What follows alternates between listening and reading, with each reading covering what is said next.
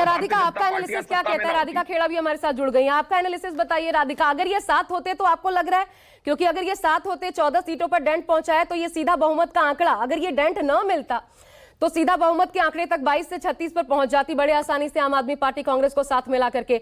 तो आपका फायदा ही हुआ एक तरीके से। जय यमुना मैया। एक कहावत याद आ रही है इस सवाल से, मेरी चाची की मूछें होती तो वो चाचा कहलाती।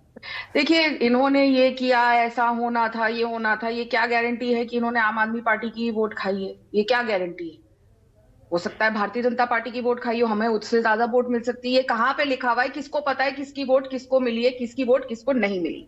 लेकिन यहाँ पे एक बहुत ही बात कही जा रही थी। आम आदमी पार्टी प्रवक्ता कह रहे थे कि राजनीतिक आतंकवाद हुआ, हमने ईडी भेजी, हमने सीबीआई भेजी, हमने ये शिकायत करी, हमने वो करी। और फिर कांग्रेस के प्रवक्ता ने खुद ही यहाँ पे स्वयं बता दिया, जी हमने कंप्लेंट करी, हमने एफआईआर दर्ज कराई, हमने कहा अरविंद केजरीवाल को गिरफ्तार करो, हमने शीश महल का सब कुछ उजागर किया। तो भैया, हमने कौन सा राजनीतिक आतंकवाद कर दिया?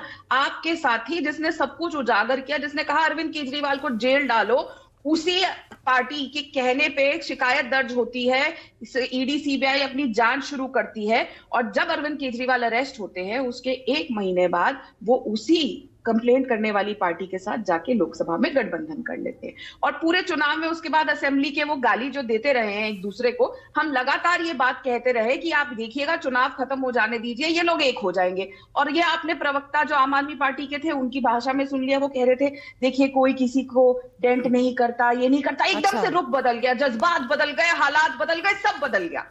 तो ये जो ड्रामा है ना, इसी के खिलाफ दिल्ली की जनता ने वोट डाला। और यहाँ पे बात एक और हो रही थी कि हमने दिल्ली बनाई, हमने दिल्ली सवारी।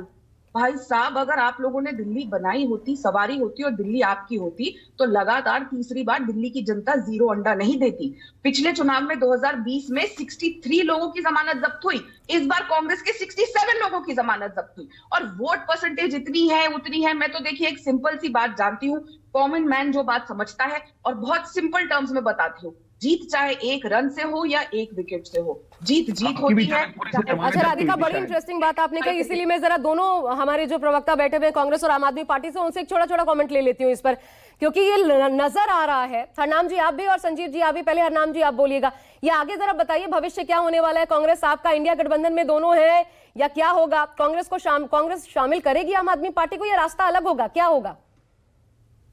देखिए, इंडिया गठबंधन तो जो बना था वो तो पार्लियामेंट चुनाव के लिए बना था। अब आने वाले समय में क्या गठबंधन बनेगा, इंडिया गठबंधन का कैसा स्वरूप होगा, कौन सी पार्टी आएंगी नहीं आएंगी, ये तो आने वाला समय बताएगा। लेकिन ये बात तय है कि कांग्रेस पार्टी ने जब से देश में राजनीतिक पार्टी बनी है, हमने हमेशा हमारी विचारधारा की लड़ाई के साथ हम लड़ते रहे हैं और लड़ते रहेंगे। और भारतीय जनता पार्टी के साथ ना कभी हमारा समझौता था, ना है, ना रहेगा। और हम भारतीय जनता पार्टी की जो विचारधारा है उसके खिलाफ हम हमेशा खड़े हैं। तो बाकी नहीं, वो आएंगे तो आप स्वीकार कर लेंगे, दरवाजा खोल देंगे आम आदमी पार्टी के लिए?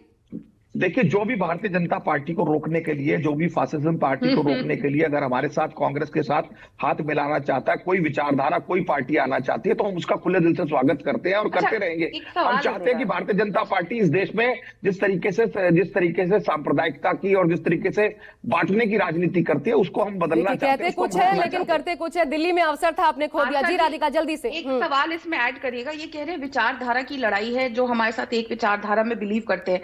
अरविंद केजरीवाल ने जब अपने राजनीतिक करियर की शुरुआत करी, उन्होंने सोनिया गांधी जी को देश का सबसे भ्रष्ट नेता बताया। उसके बाद शीला दीक्षित जी को दिल्ली का सबसे भ्रष्ट नेता बताया। तो ये उनकी राजनीतिक विचारधारा है कि कांग्रेस भ्रष्ट है, चाहे सोनिया गांधी हो चाहे शीला दीक्षित हो। तो क्या यही विचारधारा कांग्रेस पार्टी की भी है? ये मानते हैं कि भैया हम इनसे हाथ मिला रहे हैं जो सोनिया गांधी और शीला दीक्षित को लगातार भ्रष्ट बताते थे? ये मेरा सवाल कांग्रेस जल्दी से। देखिए, कांग्रेस की विचारधारा है धर्मनिरपेक्षता की, कांग्रेस की विचारधारा समाजवाद की, कांग्रेस की विचारधारा है इस देश को एकता अखंडता को बचाने की। उसमें जो भी व्यक्ति, जो भी संस्था, जो भी पार्टी कांग्रेस का साथ देना चाहती है, उसका खुले दिल से स्वागत कांग्रेस पार्टी करती है। और जहां तक आप इन आरोप प्रत्यारोपों की बात कर रहे हैं, तो वो तो केजरीवाल साहब को खुद ही पता लग गया। उन्होंने दूसरों पर आरोप लगाए थे भ्रष्टाचार के, वो खुद भ्रष्टाचार में जेल में सड़कर आए और आने वाले समय में भी जेल जा सकते हैं। इससे कोई सरोकार नहीं है। लेकिन हमारी पार्टी की विचारधारा तय है और निश्चित है, और हमेशा से 139 साल से लोग देख रहे हैं। ठीक है, संजीव जी जेल भेज रहे हैं। वो दरअसल हिसाब बराबर हो गया। कभी शीला दीक्षित कांग्रेस पर आरोप लगाए तो आज अरविंद केजरीवाल पर खूब आरोप मढ़ करके कांग्रेस ने अपना हिसाब बराबर कर लिया। उस दौरान का, और हार भी गए अरविंद केजरीवाल। लेकिन